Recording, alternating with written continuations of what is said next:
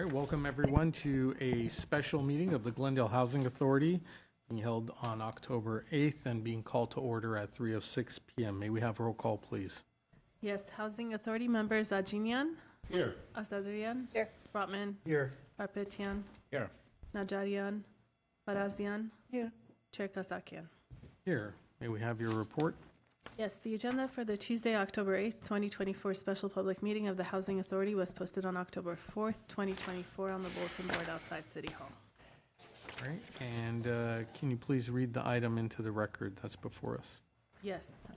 Item 1, Community Development regarding Housing Authority findings of exemption from the State Surplus Land Act relative to anticipated affordable housing agreement and ground lease of Housing Authority-owned land at 426 Piedmont Avenue and 507 Naranja Drive to Piedmont Glendale. LP for a proposed 100% affordable senior housing project, Parkview, Glendale. A, resolution finding and declaring Housing Authority-owned land at 426 Piedmont Avenue and 507 Naranja Drive in Glendale, California, 91206, exempt from the State Surplus Land Act pursuant to Government Code Section 54221 F1F. All right, thank you. Mr. Galanian. Yes, good afternoon, Chair Kasakian, members of the Housing Authority. I'm going to invite Mike Fortney, our Deputy Director of Community Development, to present this report, which essentially entails the next step in making our next 100% affordable housing project, which is 68-unit rental senior housing project in the city of Glendale, a reality. Okay. Go ahead, Mr. Thank you, City Manager, and good afternoon, Housing Authority Chair Kasakian, Housing Authority Board members. I'm Mike Fortney. Yeah, this project, 507 Naranja and 426 Piedmont, that's going to be, we call it Parkview Glendale. That's going to be our next affordable housing project. It's been before you 3 times before when we issued the RFQ, when we granted the exclusive negotiating agreement, and then again when we provided the letter of loan commitment and lease option. So 4 weeks from today, we'll bring you the AHA, the Affordable Housing Agreement, along with the lease. But today what we're doing is asking you to make findings that this project, a 100% affordable project, is exempt from the State Surplus Land Act. And I can go through the exemption if you'd like, but basically it's an affordable housing project. We have to make specific findings that it's not in Lake Tahoe, it's not on the coast, things of that sort, but basically it's essentially a 100% affordable project. In fact, beyond just making that finding of exemption, there's opinion that really housing authorities shouldn't even be subject to the Surplus Land Act. So we make that statement in there. You guys, I apologize, Housing Authority Board, if you approve this resolution, we'll send it to HCD. HCD has 30 days to agree with us, or if they stay silent, it's just approved. So that's the action before you. Okay. So based on the criteria or what this project represents, it would be exempt from the Surplus Land Act. That's correct. Does anyone have any questions or comments? A couple of questions. Okay. Authority Member Garbetian. Thank you.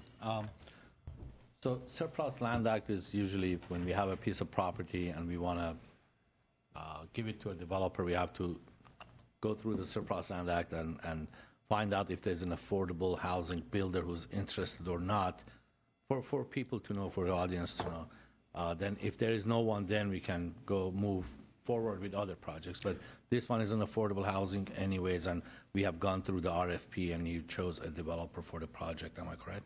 Yeah, and I appreciate you having summarized that a little bit for me, because I didn't start out with that. But yeah, the Surplus Land Act, its intent is for local jurisdictions. That would be cities, counties, all kinds of local jurisdictions.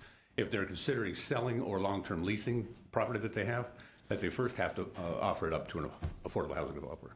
Right, and this one is already in 100% affordable housing. Yes. I have a question regarding the formula that we have, purchasing a raw land and go through the process of, RFP and obtaining bids to build affordable housing versus a project that is existing like this one.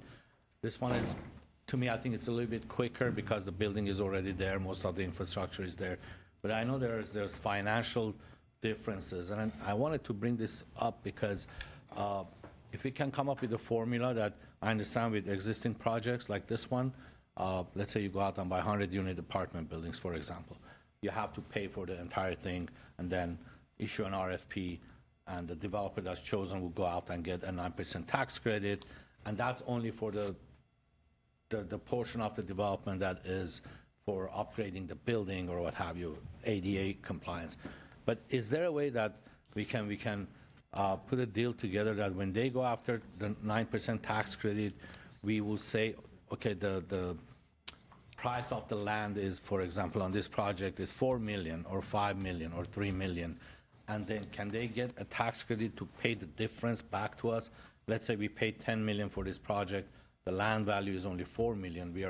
We leave that $6 million into this project because we can't take it out. Is there a way to formulate it that when they go after the 9% tax credit, they get more money basically because the building is already built or what have you, the infrastructure is there.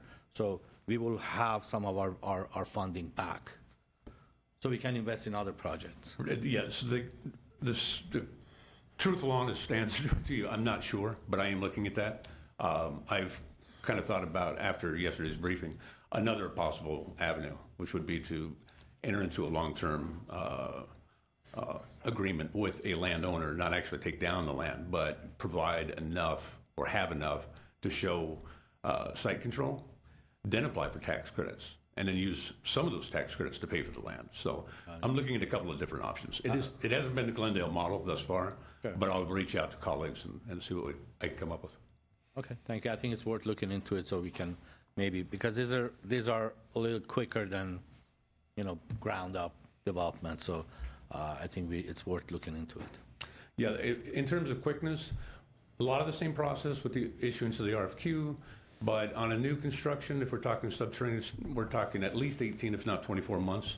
If you're talking about a strictly act rehab and not adaptive reuse, I think you're looking at a schedule of maybe 8 to 12 months, depending on the project to project.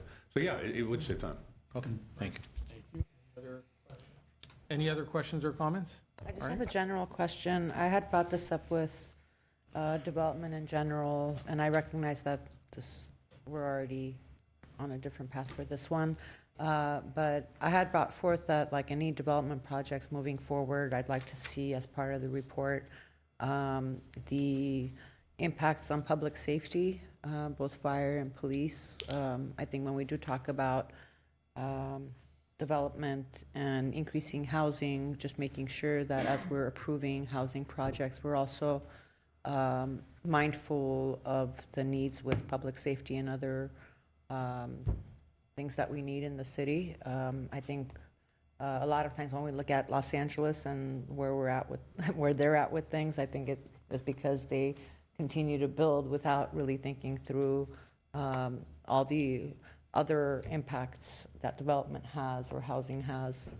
And so I don't know what's needed from us on that front and how we can, as housing projects and development projects come to us, that the reports start incorporating the impact and maybe looking at some opportunities for impact fees, and depending on the size of the project. I know that other cities, for example, have developers like also contribute to, say there's a need for a fire station or a fire truck or personnel, whatever it may be. So looking for guidance from staff on that. Thank you. Mr. Galanian, would you like to respond to that? Thank you, Housing Authority, Saturian. Yes, that's a bigger conversation to be had.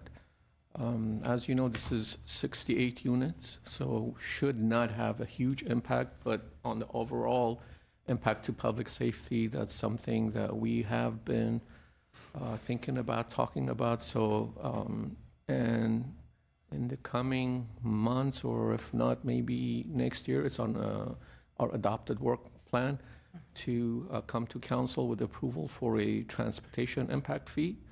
So once that is in place, then we will look at impacts more specifically on larger projects with larger number of units.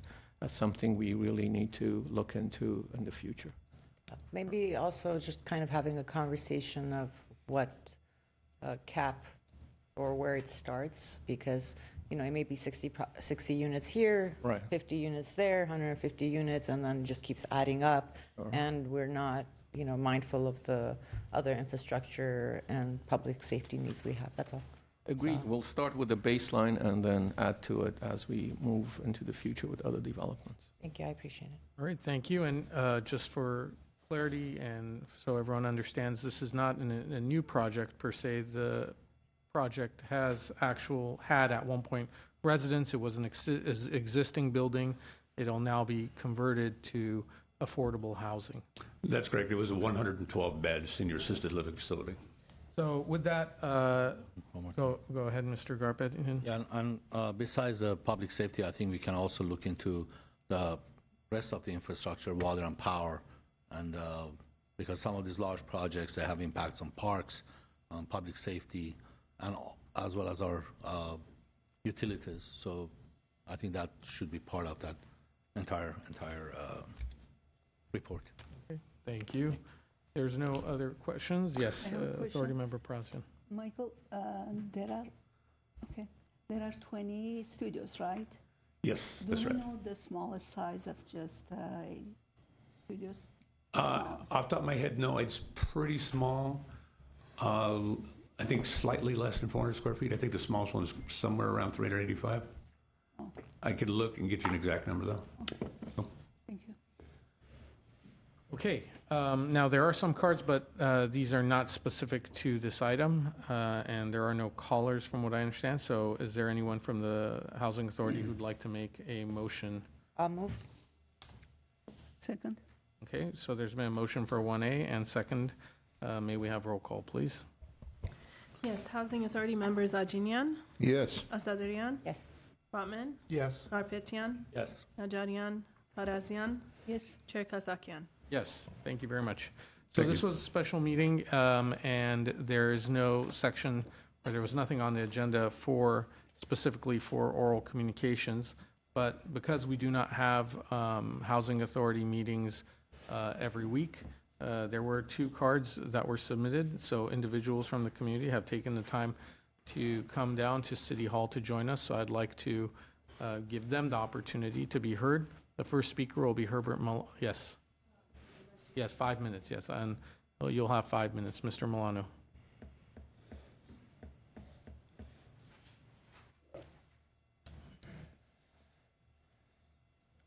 Thank you, Housing Authority Chair Kasakian, members of the City Council. My name is Herbert Molano. I would like to speak concerning improvements that I'd like to see with the rental rights program and the manner in which it is being implemented. I want to particularly address a survey that is currently being requested of landlords and tenants, as well as the manner in which information is being collected and analyzed. So it may sound like a harsh criticism, but I think that when you hear some of the suggestions, you might find that there's a need to review the manner in which it is collected and analyzed. First of all, there's a need, obviously, to inform the public in general, landlords and tenants, about the rental rights program. And I can see the need for it so that it can be effective. And there's a survey that is online. And for landlords, it begins with, what is your age? Including a section that says, are you under the age of 12, and so forth. There are sections. It really needs review. But in addition, it is asking for our total household income. And I began to wonder, why is that necessary? Why would the city want to know what my total household income is for all of my properties, including properties outside of Glendale, for example? As I began to look at that survey, I wonder, what is the purpose of the data that is being collected if the purpose overall is to do an evaluation as to how I get the data, how I implement it, or how frequently I would depend on the city to give me the correct answers.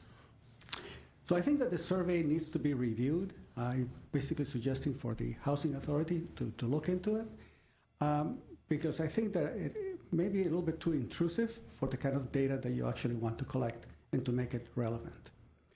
The second part has to do with the manner in which data is being collected for evaluation.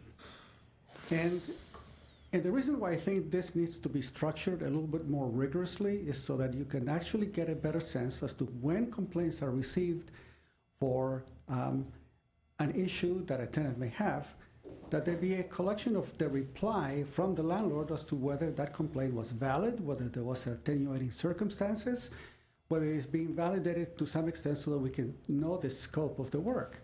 Because eventually, many of these issues come up as suggestions for modifications to the rental rights, in other words, modifications to the ordinance.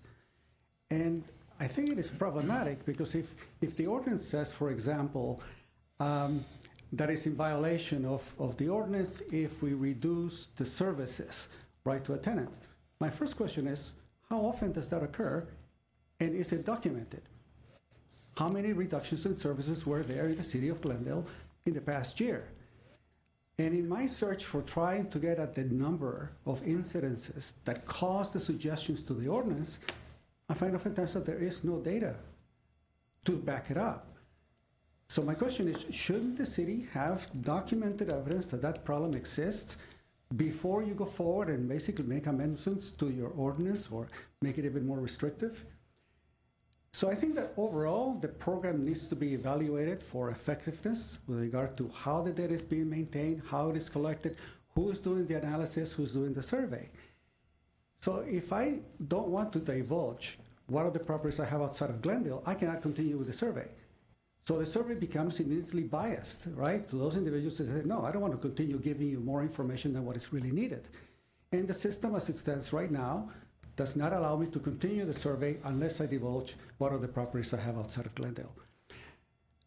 I think that there's training that is needed and an overview of the process by which data is being gathered, because you need that so that when recommendations are being made to you in the future, that you know that, yeah, there is a valid number of instances that is occurring. Like, how many times is a permit being pulled for the purposes of remodeling an apartment building so that a compensation can be given to the tenant? How many times does it occur in a year?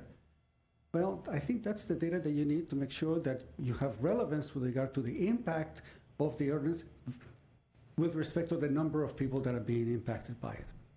That's the purpose of my visit today. Thank you very much. Great, thank you. Next speaker is Maria Angela Leon.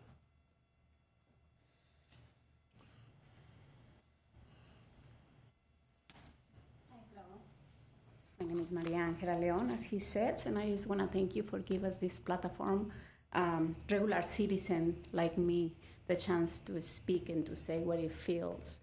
I live here for, like I say, for 40 years in Glendale, and lately, for the last 4 years, I've been trying to find out services for, like it says application, adult affordable housing, or I say low-income senior housing.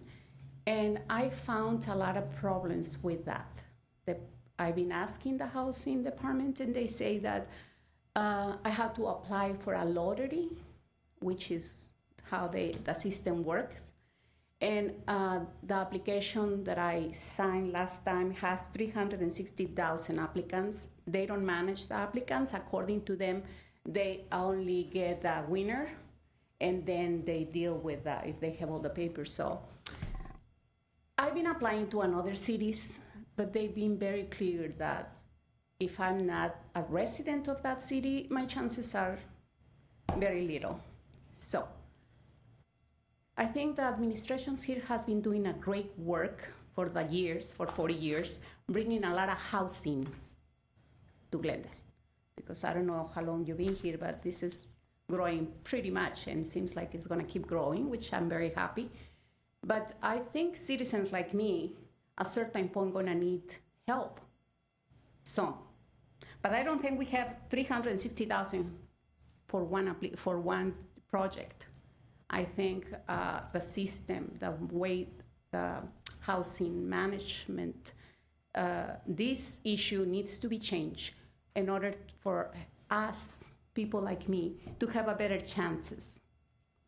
And I don't know if somebody else get the attention about this, but this is the second time that I'm taking your time to issue this problem that affects me and then affects some of people that I know.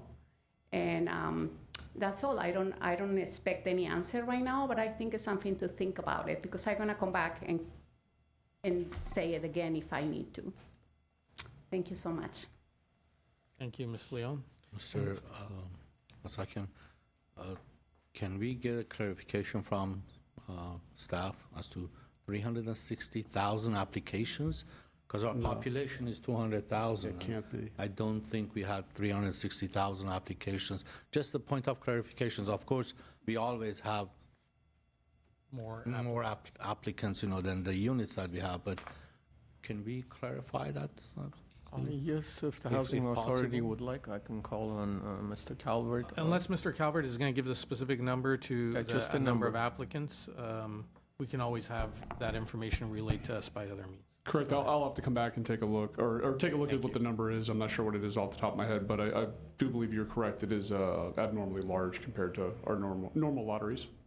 All right. Well, let's get those actual numbers, and if we can relay that to the authority members, we'd appreciate it. Thank you very much. With that, is there a motion to adjourn the Special Housing Authority meeting? I'll move to adjourn. Second? Second. All right, we are adjourned. Thank you. Are we just rolling over, or we have to wait for the?